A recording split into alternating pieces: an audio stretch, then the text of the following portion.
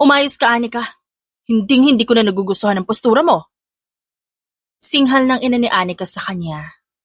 Kasalukuyan siyang nasa harap ng salamin, kasama ang makeup artist at hairstylist.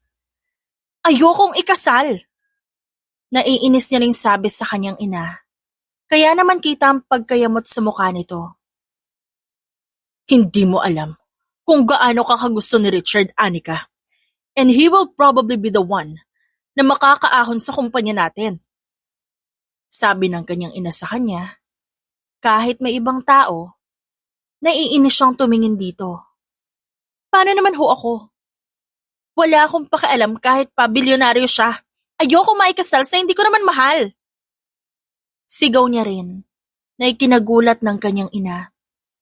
Ngunit alam niyang wala siyang magagawa. Yun ang kagustuhan ng kanyang mga magulang. Naiinis naman na lumabas ang kanyang ina at siya naman hindi mapigilan ang pag-iyak. Naku ma'am, masasayang ang makeup mo. Sabi ng makeup artist sa kanya na kanina pang inaayos ang kanyang makeup. Nakakainis. Kailangan ba talaga ikasal ako doon? Ano pa bang kailangan ni na mama? Naiinis niyang sabi. Ang hairstylist naman ang nagsalita. Nako, napanood ko na tong ganito eh. Kung ako sa'yo madam, tatakbuhan ko yung kasal. Kasi sino ba namang gustong ikasal sa hindi mo mahal, hindi ba? Sabi nito. Kaya naman napatingin siya sa hairstylist. Mapapatay nila ako kung ganun. Sagot niya, kaya natawa ito. Kung ayaw mo talaga ikasal, gagawin mo ang lahat, huwag ka lamatali sa di mo mahal, ma'am. Sabi nito, kaya napaisip si Anika. Matutulungan niyo ba ako? Tanong niya sa dalawa, kaya nagkatinginan ng mga ito. Oras na ng kasal at nasa sasakyan na siya. Napatingin siya sa paligid at nakita niyang katabi lang ng isang condominium building ang simbahan na gaganapan ng kasal. Kuya, pwede po ba makahiram ng cellphone saglit? Tanong niya sa driver ng sinasakyan niya. Kaya nagdadalawang isip pa itong magpahiram sa kanya. Naku ma'am, ipinagbabawal. Si mama ang tatawagan ko. May napapansin kasi ako. Sabi niya rito, kaya naman binigay nito ang cellphone. Tipid siyang ngumiti sa driver. Pasimple naman siyang sumilip sa papel na binigay sa kanya na 2 bading. At yun ang tutulong sa kanya sa pagtakas. Hello, Mama? Mahina niyang sabi. Dahil pinapanood siya ng driver, kaya naman napalunok siya. Hello, Ma'am. Si Judith po to hindi mo Mama. Pero nandito po kami sa simbahan. Hinihintay ka na rin ng lahat. Sagot nito sa kanya kaya napatango siya sa sarili. Saan po ba ang daan, Mama? Sinulyapan niya ang driver na kanina pa rin sumusulyap sa kanya, kaya tipid niya itong nginitian. Pinanindigan mo talaga, Mama. Pero as you can see, may kondo sa gilid. Plano po namin kukunin ka at itatakbo papunta sa kondo, Ma'am. Wala na kasi tayo iba mapupuntahan kasi masyado maraming bantay. Napatango si Anika sa sinabi nito, kaya naman napabuntong hininga siya at inihahanda ang sarili. Okay po, ako na po bahala sa sarili ko. Agad niyang pinatay ang tawag. Dinilit pa niya ang call history para hindi malaman ng driver. Dahan-dahan naman na inilapit ng driver ang sasakyan papasok sa simbahan. At nang ihinto na nito, agad siyang bumaba. Ma'am! Masayang bati sa kanya ng makeup artist. Nakabihis ng mga ito na maayos at hindi halatang mga ordinaryong tao lang. Hello kuya, kami na po maghahatid kay Madam Anika sa pintuan ng simbahan. Kami na po bahala sa kanya. Nakangiting sabi pa nito sa driver na tumangulang. Maraming salamat sa inyo Sabi niya sa dalawa. Kaya naman nagkatinginan ng mga ito. Nako ma'am, against kami sa forced marriage kaya tutulungan ka namin. Hinila siya ng dalawa patungo sa gilid ng simbahan. At nanlaki naman ng mata ni Anika nang magkasalubong ang mata nila ni Richard. Galit na galit kung makatingin ng lalaki kaya binilisan niya ang pagtakbo. Iwan niyo na ako. Huwag niyo na ako sundan. Umalis na kayo para hindi kayo madamay. Sabi niya sa dalawa. Kaya naman tumango ang mga ito at nagtago sa kung saan. Siya naman tumakbo patungo sa condominium building. Ma'am! Tawag sa kanya ng tagabantay doon. Siya naman ay nataranta din. Please po, wag niyo na akong pigilan, please. Sabi niya. At nagtatatakbo patungo sa mga hagdan at doon ay nagmamadali rin siya umakyat kahit nahihirapan siya sa suot. Alam niyang sinusundan pa rin siya ng mga tauhan ng lalaki. Kaya naman, nang makita niya isang kwartong nakabukas, agad siyang pumasok doon at isinara yon. Napapikit naman siya at nakahinga ng maluwag. What the hell are you doing, woman? Nanigas ang buong katawan ni Anika at dahan-dahang napatingin sa lalaki. Matangkad ito. Inaamin niyang gwapo rin ito ngunit ang mga mata tila ba mga ngain ng tao. Nakatopless din ang lalaki kaya naman kita ni Anika ang tinatago nito. Pwede bang? Nagulat si Anika nang may malakas na kumatok sa pintuan ng kwartong yon.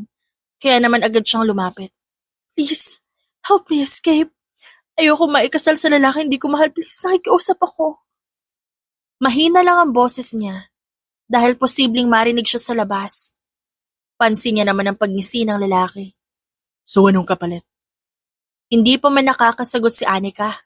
Kumatok ulit ng malakas ang nasa labas. Kaya naman naghanap na matataguan si Anika at nakita niya isang pintuan sa kondo na yon. Kaya kahit walang pahintulot galing sa lalaki, pumasok siya doon at nagtago. Who are you? Rinig niyang tanong ng lalaki nang marinig niyang binuksan nito ang pintuan. We are finding someone. May nakita ka bang babaeng nakadamit pang kasal? Alam ni Anika na boses yun ng isa sa mga bodyguards ni Richard. Kaya naman napapikit na lang siya. Meron. Agad niyang naidilat ang kanyang mga mata. Kinakabahan siya dahil pakiramdam niya ibubukin siya ng lalaki. Meron ako nakita naka-wedding dress. Habang nagtatatakbo patungo doon. Nakagat niya ang sariling labi. Akala niya ibubukin siya nito. Alam niyang tinatawanan na siya ng lalaki ngayon. I am not allowing you to enter. Maautoridad ang boses ng lalaki. Napahawak naman si Anika sa kanyang labi upang hindi nakagawa ng ingay. I am just making sure that my fiancé is not in here. Nanlaki ang mata niya nang marinig ang boses ni Richard. Mas diniinan niya pa ang pagkakalagay ng kamay sa labi. Sir, may nakita raw po na lumabas ng building na to na naka-white dress din. Sigurado akong si Ma'am Anika po yun. Sabi pa ng bagong dating, kaya napansin ni Anika ang pagiging tahimik ng mga tao. Maya-maya, narinig niya na rin ang pagsialisa ng mga ito. Nang marinig niya ang pagsara ng pinto, tumayo siya. You can go out. Wala na sila. Sabi ng lalaki sa kanya, kaya lumabas na siya ng kwartong yon. Doon niya na lang nalaman na nasa banyo pala siya ng lalaki. Nang makalabas siya, nakayuko siya at di makatingin dito. Thank you. Mahina niyang bulong, kaya naman tumango ito. You can go out now. Sabi sa kanya ng lalaki. Kaya naman, napapatingin siya sa kanyang damit. Alam kong sobrang hinihingi ko pero pwede ba manghiram ng damit? Mahinang tanong ni Anika. Tinitigan siya ng lalaki at patunog itong umisi. If you ask something from me, always remember that I'm giving it for you to return something special. Sabi ng lalaki kaya napakurap siya. Wag na lang pala. Sagot niya sa lalaki, kaya ngumisi ito lalo. Inilibot ni Anika ang paningin sa loob ng kondo nito at nakita niya mga bote ng alak kaya nagsalubong ang kanyang kilay. Okay, maghintay ka lang dito. Kukuha ako ng damit na pwede mong suotin. Sabi nito at pumasok sa isa pang silid. Napatingin naman si Anika sa mga kalat na naroon. Nagsosolo siyang uminom?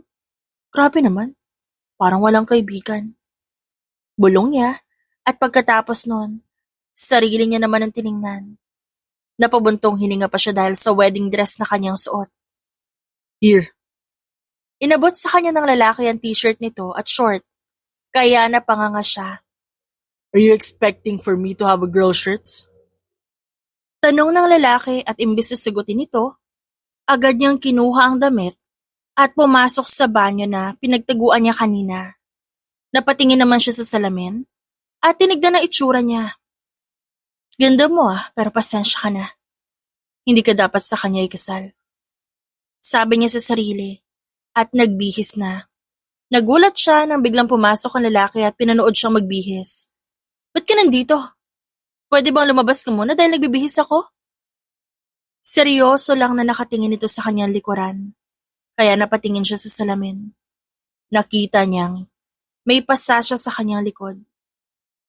Kaya mabilis na isinuot ang damit ng lalaki. I won't ask. Sabi nito, kaya tinignan niya rin ito. Hindi ko na naman sasagutin kung magtatanong ka. Hindi natin kilala ang isa't isa para magkwento ako sa'yo. Sagot niya sa lalaki, ngunit nanatili pa rin itong seryoso sa ekspresyon. Where are you going after this? Tanong nito kaya napaisip siya. Wala siyang mga kaibigan, kaya wala siyang mapupuntahan. At mas lalo hindi siya pwedeng umuwi sa kanila. Dahil tumakas lang din naman siya. Hindi ko alam. Baka magtatago lang at pupunta sa kung saan. If you want, you can stay here for the meantime. Hindi mapigilan ni Anika magtaas ng kilay sa lalaki. Kaya naman pasimple itong tumawa. Hibang ka ba? I don't even know you, tapos dito ako magsistay? Then I'll let you know my name. Napatitig siya sa lalaki dahil parang natutunaw siya sa ngisi nito. I'm Sebastian Villavicer. Sabi ng lalaki sa kanya, kaya nagsalubong ang kanyang kilay dahil pamilyar ang apelyido nito. How about you? What's your name? Anika. Tinignan pa siya ng lalaki na parang naghihintay pa ito. Anika? Bakit? I mean, what's your surname? Anika Ledesma. Sagot niya sa lalaki kaya mas lalo na naman itong umisi. Ledesmas are known for being one of the most successful company in the Philippines. Are you related to the CEO of the company? Tanong nito sa kanya. Kaya nagtataka siyang tumingin dito. Bakit mo alam? I own the company too. Miss Anika. No wonder why you also look familiar. Nakangising sabi ng lalaki. Kaya naman napakurap si Anika at pagkatapos nun, umiwas na lamang siya ng tingin. How come they force you to marry a man you don't like? Tanong ng lalaki kaya umiwas na lang siya dito. Aalis na ako. Sabi niya rito, kaya nawala ang ngisi nito. Saan ka pupunta? Ang sabi mo hindi mo alam kung saan ka pupunta. I'll make a way. Let me help you. Nasisiraan ka ba talaga? Sa palagay mo magandang tignan na nandito ako magstay sa kondo mo, ha? Madadamay ka lang sa gulong meron ako kaya wag na, you've done enough. And do you think I can take care of myself? I don't care about everything. And I'm not afraid, Anika. So please, kailangan mo ng taong tutulong sa'yo. At handa akong tumulong. Napatitig si Anika sa lalaki. Makikita niyang totoong gusto nitong tumulong. Ngunit para sa kanya, hindi sapat ang pag-aalala nito. Hindi niya nga ito kilala. And I didn't say that you will be living with me. Natigilan si Anika kaya naman napangisi ang lalaki. I have a vacant mansion. I only have my 4 bodyguards and maids there. You don't have to worry about food and anything. Maya-maya hindi niya mapigilang mapaluha sa sinabi nito. Hey, are you crying? Wala, napuwing lang. Grabe. Ang ganda dito tas may pumapasok sa mata ko. For now, you can just rest for a while dahil paggabi na. Medyo malayo ang bahay ko. At 2 oras pa bago ako makarating doon. And so do you. It's also raining. Kaya mahihirapan tayo kung ngayon tayo agad pupunta. Sabi ng lalaki sa kanya. Napatingin naman siya sa mga bote ng alak na nasa mesa. Kaya naman agad-agad niyang niligpit yon. I'm sorry. I was enjoying myself last night. Problemado ka bang tao? Lahat ng tao may problema. But I can handle mine by drinking. It's nothing to worry about. Paano ako babawi? Kibit balikat na sumagot ang lalaki. Siguro, kapag wala ka ng gulong kinaharap. Doon nga sa living room ng kondo natulog si Anika. At kinabukasan pagkagising niya may damit na doong nakalagay sa paper bag. There, I buy you clothes, so you can take a bath and exchange. Feel free to use my bathroom. Sabi ng lalaki.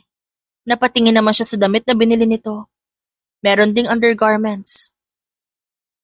Ngayon na ba ako pupunta doon sa mansyon na sinasabi mo? Tanong niya sa lalaki.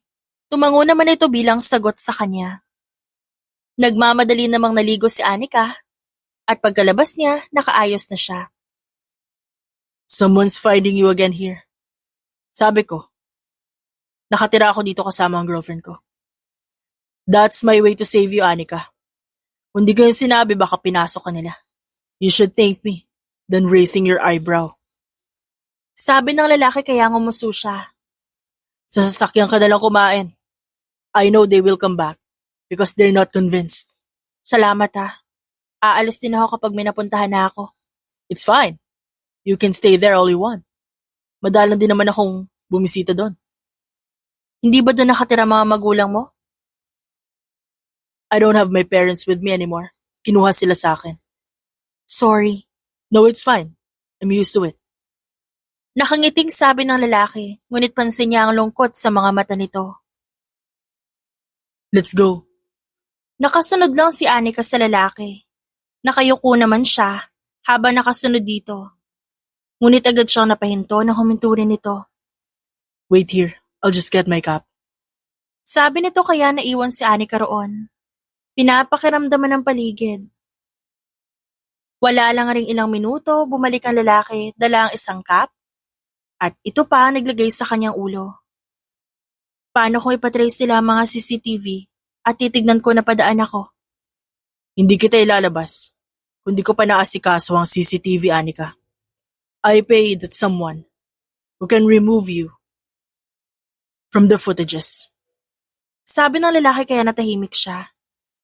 Naglakad na rin ulit ito, kaya nakasunod lang na naman siya dito. Mabuti na lang at maaga pa kaya wala pang gaanong tao roon. Hindi ko alam kung paano ako babawi. Walang-wala ako ngayon eh. Hindi ko naman hinihingi agad ang pagbawi mo. It will take time for you to be stable again. Kaya it will take time for you para makabawi. Let's go. Hanggang makalabas sila sa elevator, nasa likod siya ng lalaki. Nanlaki ang mata niya na mapansin ng isang lalaking naroon. Alam niyang isa yun sa mga bodyguards ni Richard. Nandito sila. Kinakabahan niyang saad. Bigla siyang hinila ng lalaki papunta sa kung saan. Don't think about something. May ibang dadaanan dito para makalabas. Sigurado akong pag nakita nila tayo, susundan nila tayo. But I'm also sure, hindi nila tayo nakita. Sabi pa ng lalaki nang mapansin nila ang isang bodyguard na naroon malapit sa kanila. Agad siyang kinorner nito sa pader. Papalagpasan na si Anika. Ngunit nakita niya ang iba pang mga lalaki. Pakiramdam niya marami talagang nakamasid. Anong ginagawa mo? I'm trying to kiss you. Just close your eyes. Sabi sa kanya nito kaya napakurap siya. Ngunit, sumunod din siya. Ilang minuto lang ang lumipas. Walang labi ang dumampi. Wala na sila. Sabi ng lalaki kaya naman nakahinga siya ng maluwag. Nakahawak na ngayon ng lalaki sa kanyang palapulsuhan. Nais niyang kumawala, ngunit mahigpit ang pagkakahawak nito. Huwag mo kunin ang kamay mo kung ayaw mo mapansin ka nila. Hanggang sa mabilis sila nakalabas ng walang nakasunod at nakapansin sa kanila. Kaya naman nakahinga ng maluwag si Anika at binitiwan na rin naman ng lalaki ang kamay niya. Salamat. Sabi niya rito, ngunit tumangulang ang lalaki. Seryoso lang din ang mukha nito na pinagbuksan siya ng pintuan, kaya naman pumasok na rin siya. Hindi ko maintindihan kung ba't ka pinapahanap. Are you really that important for those guys? He was my boyfriend, and he is abusive. Kaya nakipaghiwalay ako sa kanya. Gusto siya ng mga magulang ko, dahil sa yaman niya. Isang sabi niya lang sa mga magulang ko talagang, ibibigay ako ng mga ito sa kanya. Sumasang-ayon sila agad. At fun fact, alam nilang inaabuso ako ni Richard. What's his name? Full name. Richard Alonzo.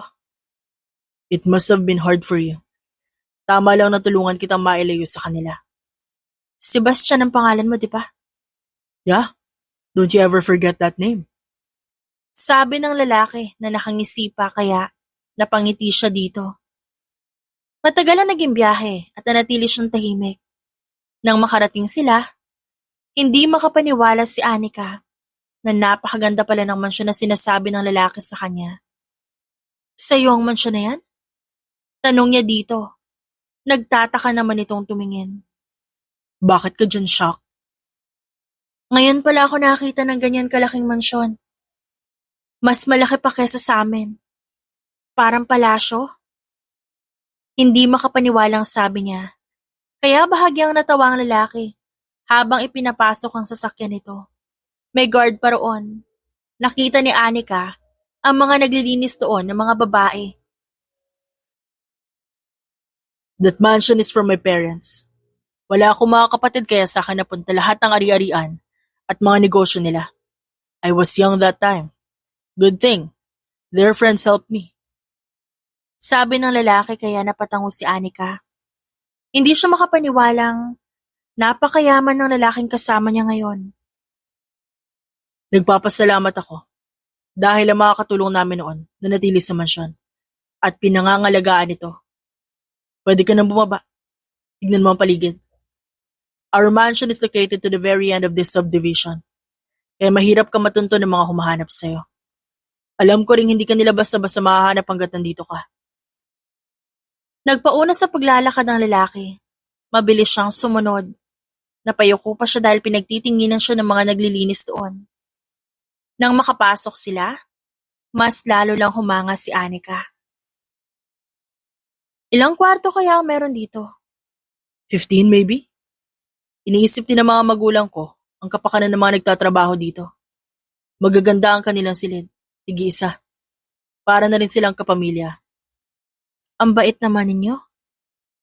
Hindi siya sinagot ng lalaki. Bagkus ay naglakad dito kaya nanatili pa rin siyang nakasunod. Sinabihan ko na sila manang na palinisan na isang kwarto para yun sa'yo. Just follow me para maging familiar ka sa paligid. Salamat, Sebastian. You said babawi ka. Kagaya ng sabi ko, hindi ako magsistay if you want something. But I can stay here kung talagang mabuti kang tao.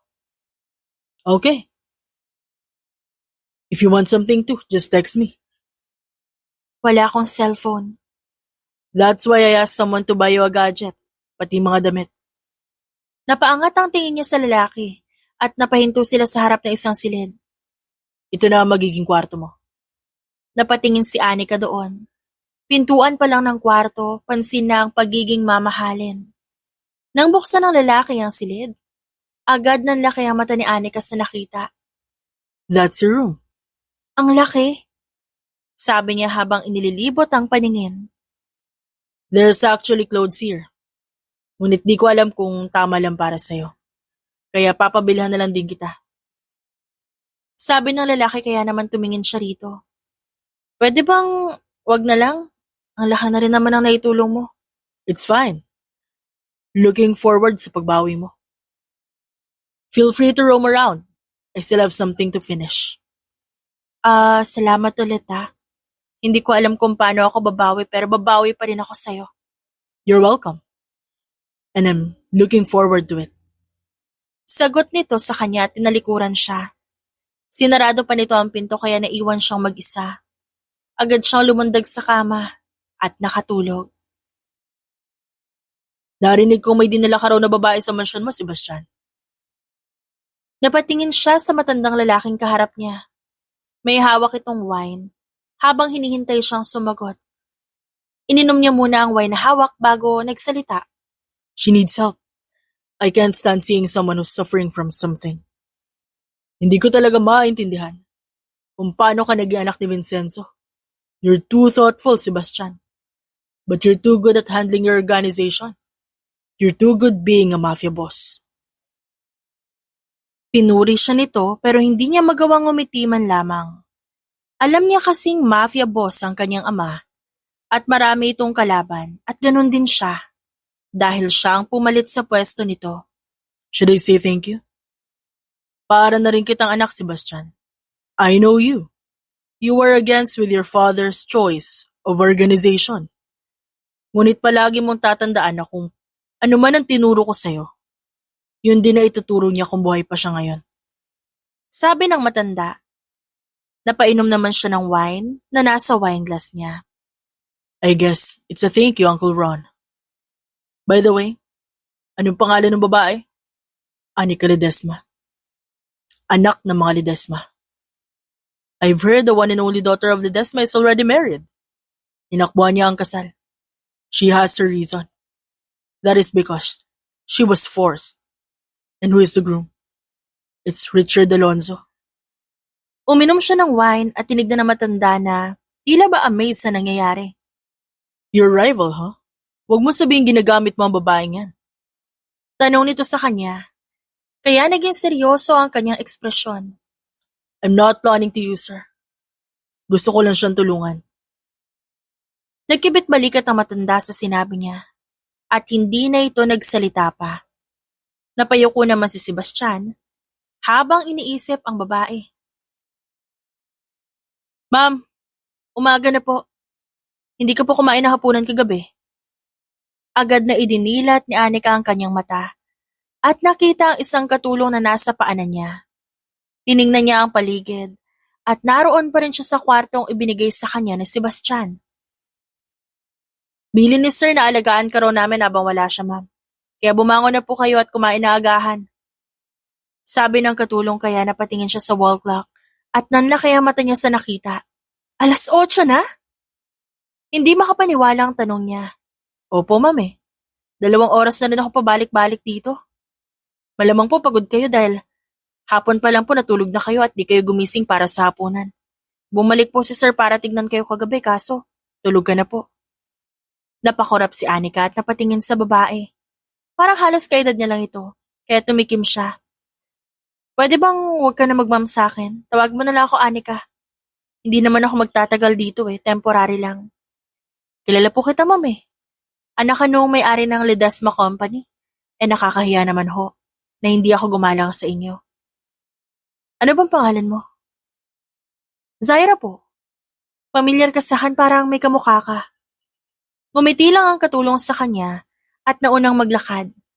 Tinitignan-tignan pa siya nito. Hindi pa rin makapaniwala si Anika na nasa malaking mansyon siya ng lalaki. Pakiramdam niya tuloy, sa isang palasyo, nakatira ang isang tulad niya. Nandito na tayo sa dining area, nandiyan na po ang agahan. Madaming pagkain ang naroon, kaya naman natakam siya, ngunit wala siyang kasabay. Napatingin naman siya sa katulong. Hindi kayo sasabay? Hindi na po ma'am, kakain po kami kapag tapos ka na. Hala, hindi pwede. Sumabay kayo sa akin. Konti lang naman din ang kinakain ko. Parang ang rude naman kung titignan mo lang ako kumain. I don't really mind kung sasabay kayo. She's right. Napahinto si Anika at napatingin sa lalaking kararating lang. Umatras naman at yumuko ang katulong, kaya napataas ang kilay ni Anika. Maganda umaga po, sir. Tumango ang lalaki sa pagbati nito. Good morning. Tawagin mo na ang iba pa at sumabay na kayo sa amin. Sabi ng lalaki, kaya agad tumango at umalis ang katulong. Siya naman ngayon ang tiningnan ng lalaki at halata dito na bagong ligo lang ito. Di ka nagising kagabi? I checked on you. Di mo naman kailangan tignan pa. Kagaya ng sinabi mo, safe dito sa mansyon mo, di ba? I am making sure. You're okay here, that's why. Okay lang ako. Sabi niya at naglakad dito at umupo sa harap niya. I'm actually trying to stop them from finding you, so you can also go back to your parents. Biglang may kung anong tumusok sa puso ni Anika. Bigla siyang nanghina dahil sa sinabi ng lalaki. Ang ibig mong sabihin gusto mo agad na makaalis ako dito? That's not what I meant, Anika. Pwede namang umalis na rin ako. Hey, hindi kita pinapaalis. Tinutulungan kita na maging komportable sa paligid mo. Para naman makauwi ka na maayos at walang takot. I am helping you, not because I want you to go back immediately, because I know it's hard for you to go outside. Dahil may naghahanap sa'yo. They're still finding you. Pinapasok nila isa-isa ang mga kondo at nagbabaka sakaling baka nagtatago ka lang. Good thing, natago ko agad ang wedding dress mo. Sorry. Hindi ko sinasadyang iwan din yung dress ko. Sorry talaga. Sabi niya sa lalaki. Napapahiya na siya at naiiyak na siya. Kaya naman, inabot siya ng lalaki. At marahang, tinulak ang noo palayo. Napadaing naman siya at masama itong tiningnan. It's fine, hindi naman ako nagreklamo. Pagkatapos nilang kumain, naroon sina Anika at Sebastian sa malaking terasa ng mansyon. Makikita doon ang magandang view sa likod. Nakatayo si Anika, tinitignan ng tanawin habang ang lalaki naman ay nakaupo at nakabaling sa kanya. May tanong ako. Ano yon? Paano mo nagustuhan yung Richard? Maybe he's faking his personality at first. Tama ka. Sobrang bait niya nung una. He's actually my childhood friend. Kaso super strict ng parents niya kaya hindi kami masyado nakikita. We barely see each other hanggang sa lumaki kami at nagkagustuhan. Do you really know him? Like everything about him? Umiling naman siya. Kasi kung kilala ko talaga siya, malalaman ko una pa lang na ganun yung ugali niya. E di sana hindi ko siya naging boyfriend. Ba't ka biglang nag-iinteresado? Wala ka bang sariling love life? I liked someone before, but I've never been in a relationship. I know the idea of being in love though. Ilang taon ka na? I'm 28, Anika. Wow, ako 27. Masayang sabi niya kaya tinitigan siya ng lalaki. Ngunit tumayo ito ng magringang cellphone. Agad din itong tumingin sa kanya matapos sagutin ang tawag. I have to go. Just do whatever you want. You already have your phone in your room. Agad na naglakad palayo ang lalaki sa mabilis na paraan. At parang nagmamadali siya sa trabaho. Anong oras na rin naman Bulong ni Anika sa sarili. Nakita niya ang kasambahay na si Zaira, kaya tinawag niya ito. Bakit po?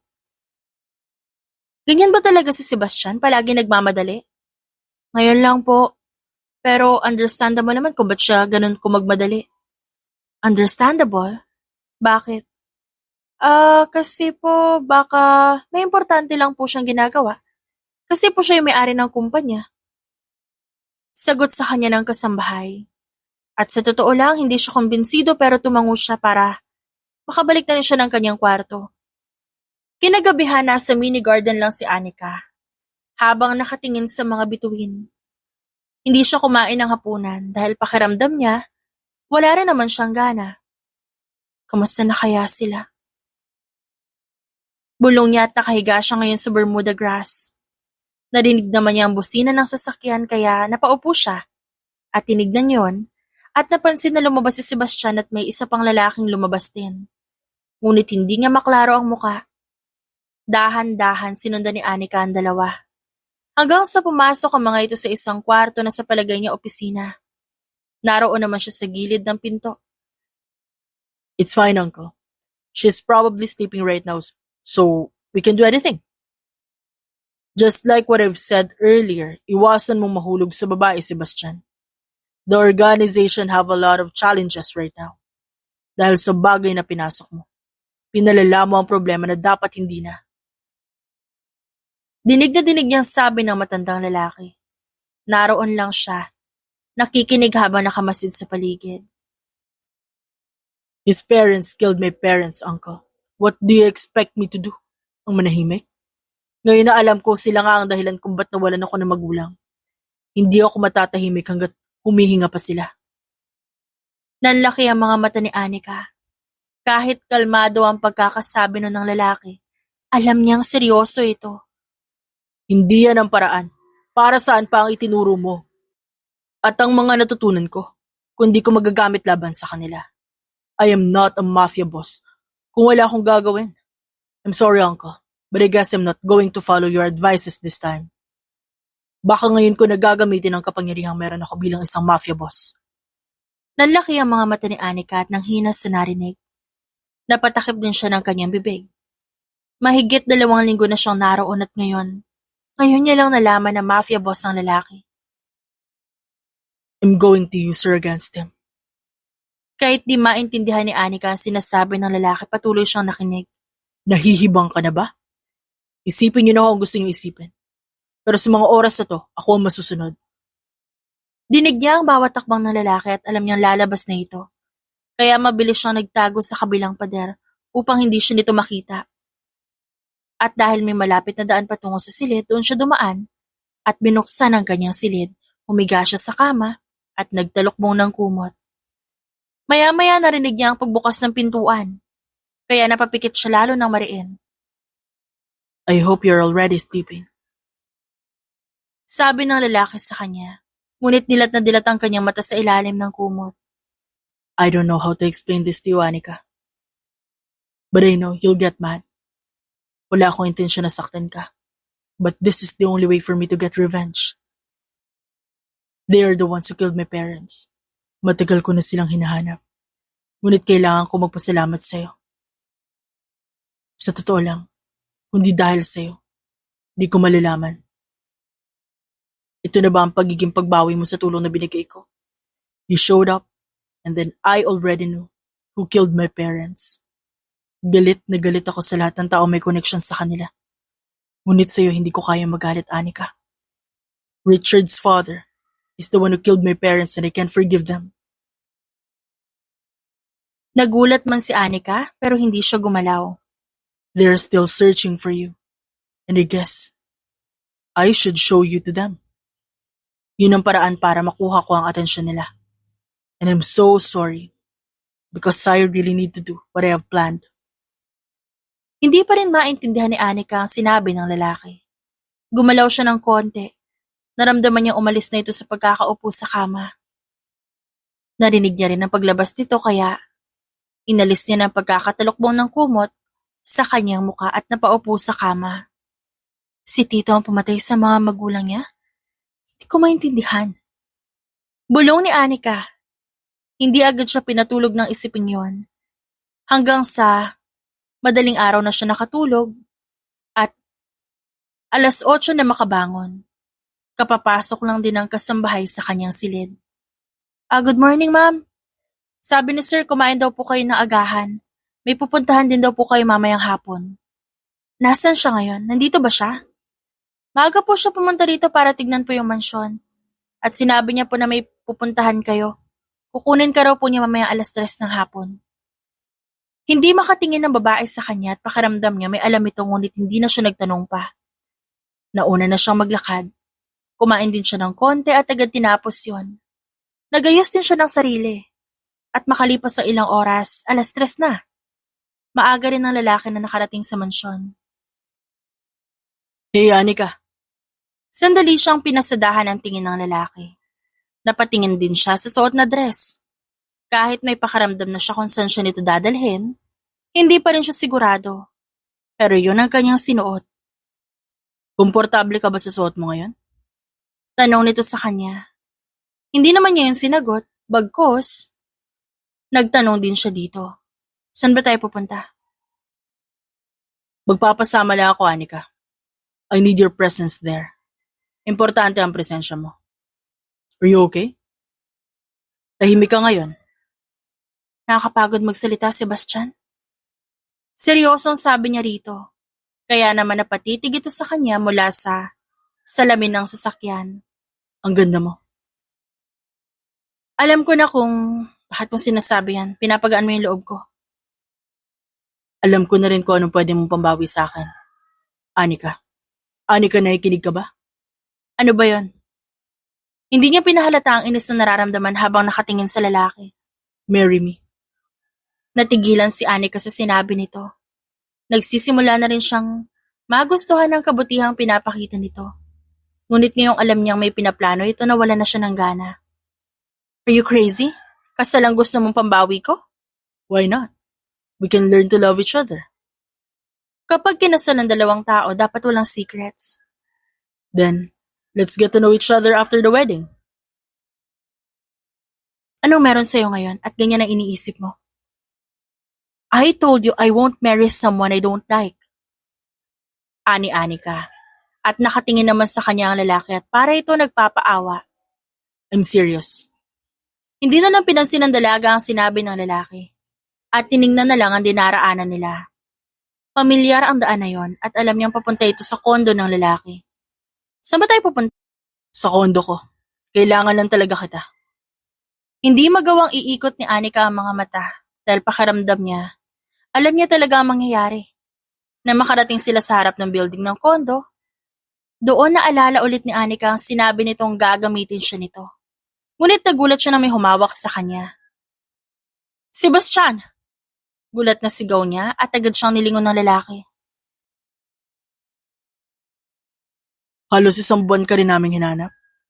Narito lang pala at tinatago mo. Pansin ni Anika ang pandidilim ng tingin ni Sebastian. Narinig niya rin kung paano tawagan ng isa pa si Richard sa cellphone nito. Impit siyang napatili dahil sa sakit. Dahil mahigpit siyang hinawakan ng lalaki. Huwag niyo siyang sasaktan. Malamig na sabi ni Sebastian. Napansin naman ni Anika na kaitim na kalalakihang nagmamasid. Alam niya mga kasamahan yun ni Sebastian.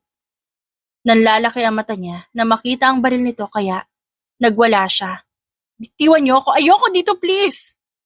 Namumula na siya at nagsisimula ng umiyak.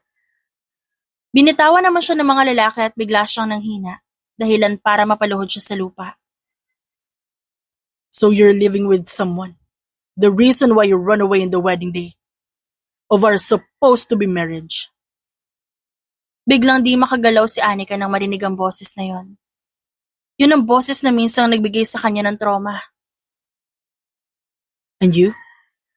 You look so familiar. Ang atensyon ng lalaki ay kay Sebastian na ngayon. Naalala niya naman ang sinabi nito. Nais niyang gumanti dahil ang ama ni Richard ang pumatay sa mga magulang ni Sebastian. Nagulat na si Anika nang biglang magsitumbahan ng mga kalalakihang nasa harap niya. At may 2 lalaking nakaitim na dumampot sa kanya. At ang mas malala pa, tinutukan siya ng baril ng mga ito. Pasensya ka na, ma'am. Pero huwag ka mag-alala. Hindi ka naman namin babarilin. Tago ni boss na protektahan ka. Anika! Anika, anak ko! Nanlaki ang mata ni Anika nang marinig ang boses ng kanyang ina na umiiyak. Huwag yung babarilin ng anak ko! Kung di ka mananahimik, ikaw ang babarilin ko.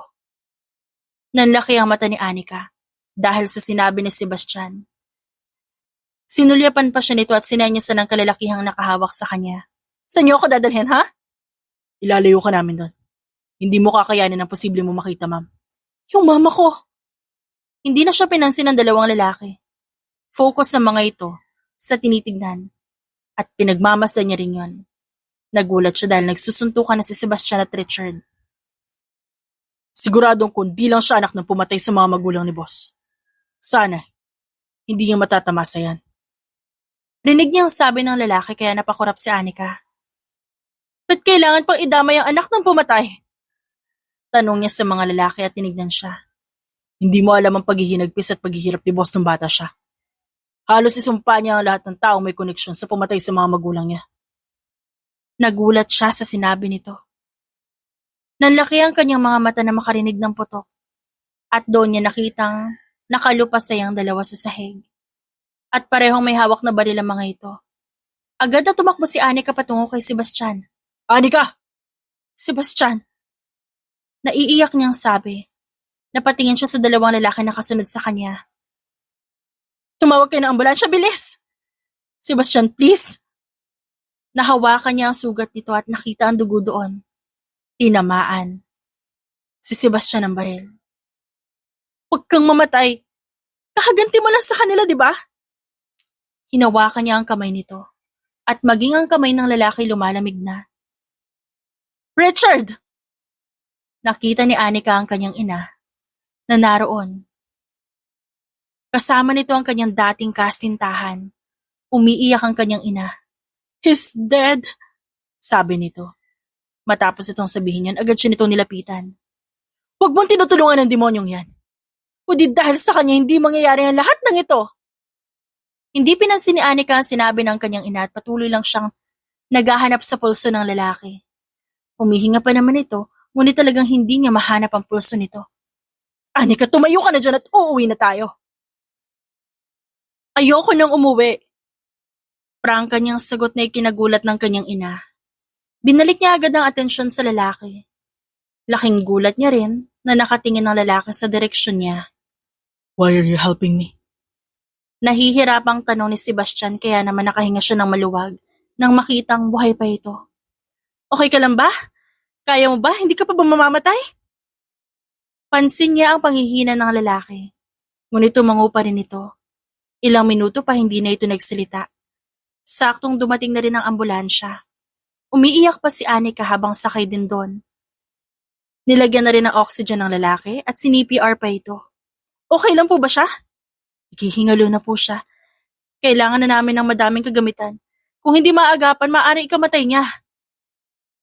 Napatango si Anika habang nakatingin sa lalaki nakahiga at pinagtutulungang maagapan. Puno na rin ng dugo ang damit ito. Sa bandang puso ang tama ng lalaki. Agad din naman silang dumating sa pinakamalapit na ospital. Kaya naman agad din siyang bumaba at ipinasok na nila ito sa loob. Makalipas ng ilang oras, lumabas ng doktor. Kaya agad lumapit dito si Anika. Dok, kumusta na po siya? Okay na ba lagay niya? Nag-aalalang tanong ni Anika. Tinignan naman siya nito ng seryoso. I'm so sorry, Iha. Ginawa na namin ang lahat. Ngunit hindi na lumaban pa ang pasyente. Sabi ng doktor. Hindi pa man siya nakakasagot, agad na umalis ng doktor.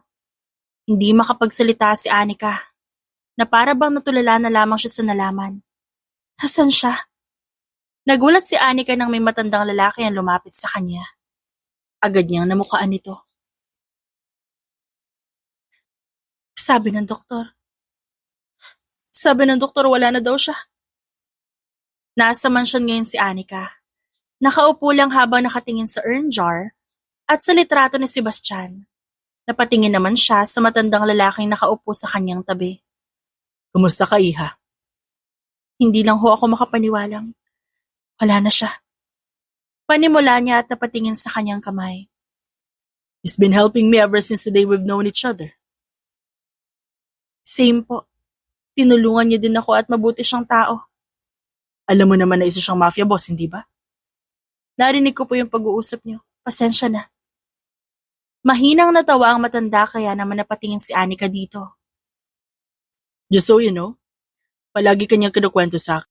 Well, you're literally his cup of tea every time we talk.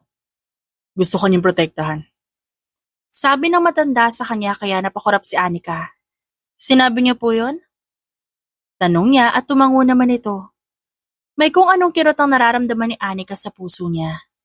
At hindi niya maipaliwanag ang bagay na yon. Gusto niyang umiyak ngunit ayaw niyang ipakita ito sa matanda. Don't worry, Iha. You can still stay here in his mansion. Ako na rin mismo ang binili na niya mag-asikaso sa negosyo. Bili niyan dito ka na lang manatili sa mansyon niya. Salamat po. Aalagaan ko tong mansyon. Ilang araw ang lumipas hanggang sa tapos na ang lamay ni Sebastian. Ang abo niya, naroon lang din sa kanyang mansyon. Yun ang gusto ni Anika. Ma'am, napatingin siya kay Zaira na nasa tabi niya. Nakatingin din ito sa jar na nasa harap. Miss niyo na po ba siya? Miss ka na rin po no ni Sir.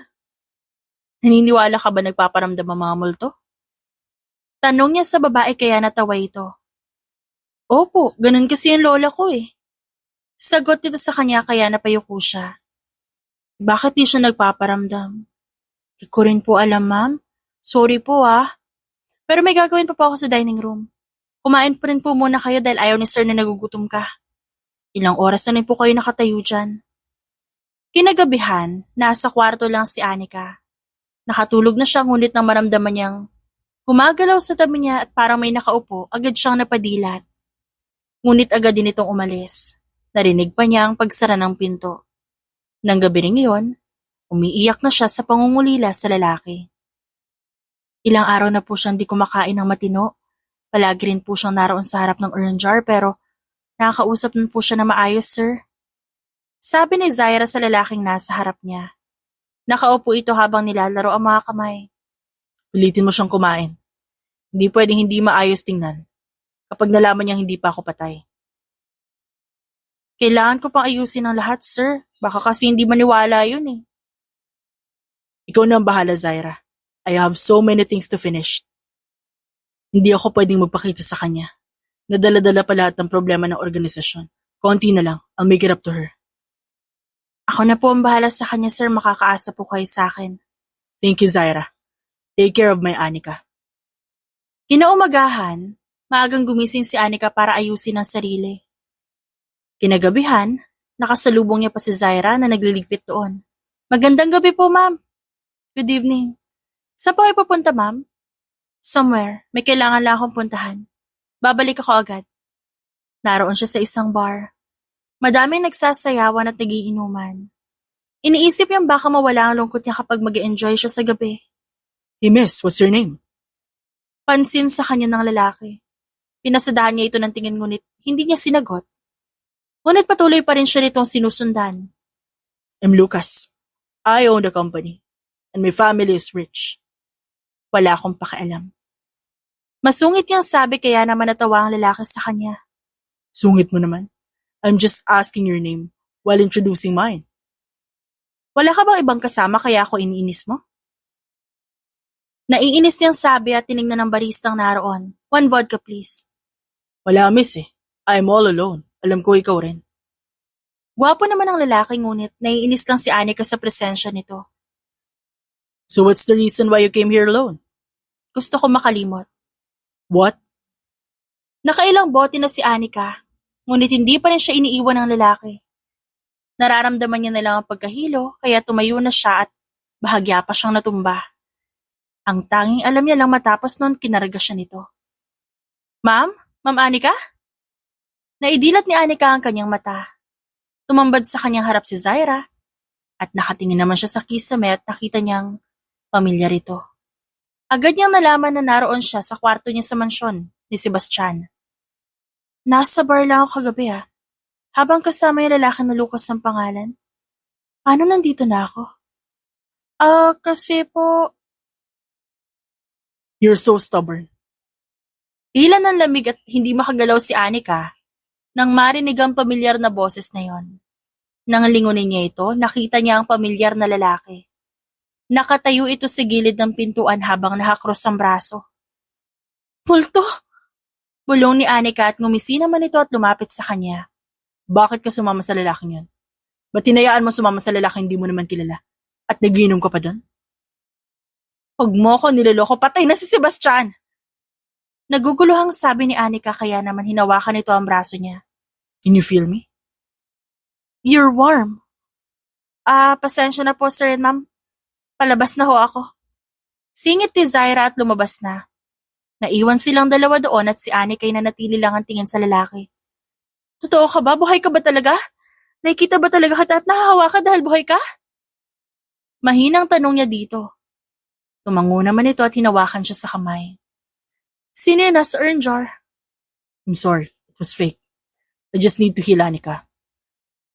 Kailangan mo masaktan din talaga ako? Simula na naniwala akong wala ka na pero all this time buhay ka pa pala? Know that what happened was hard for me to Anika. It's hard for me to see you hurt.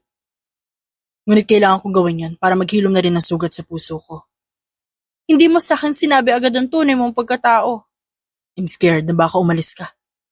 Anika, natatakot ako, nakatakutan mo rin ako. Sabi nito sa kanya, nakayuko ito ngayon habang nilalaro ang daliri ni Anika. Sa tingin mo ba magagawa kong lumayo at matakot sa kabila ng mga tulong na binigay mo sa akin? Tanong niya sa lalaki ngunit umiling ito. Alam mo bang nung sinabi ng doktor na hindi nila nagawa ka pang isalba? Napakasakit nun para sa akin. Sabi niya dito ngunit hindi ito nagsalita. You're special to me, Sebastian. Lalo na sa mga kabutihang pinakita mo. I will never get mad nor scared towards you. Huwag ka na umalis, ha? I won't leave you again, I promise. Sagot nito sa kanya kaya napangiti siya. Matapos nila magyakapan, pinagmasdan nila ang isa't isa. Hinalikan siya ng lalaki, ngunit agad din itong kumawala. I'm sorry, hindi ko napigilan. Nagulat na sabi nito at maging si Anika hindi makapaniwala. Ngunit kalauna napatawa na lang sila pareho at nagyakapan ulit.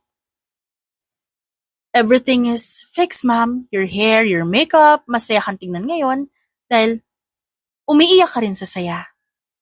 Napanguso si Anika sa sinabi ng bading na nag-aayos sa kanya. Ito rin ang bading na siyang tumulong sa kanya noon na tumakas. Ganito ang tunay na kasal. Masaya.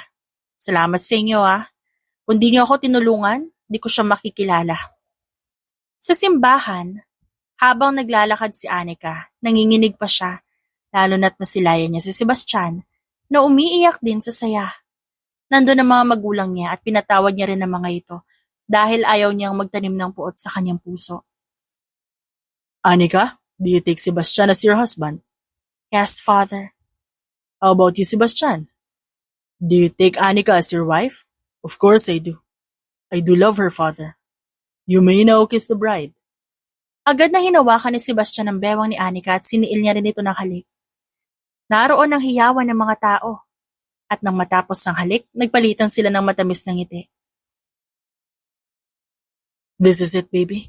You are now Mrs. Villavicer. You are now mine. Yun ang pinakamasayang araw sa buhay ni Anika.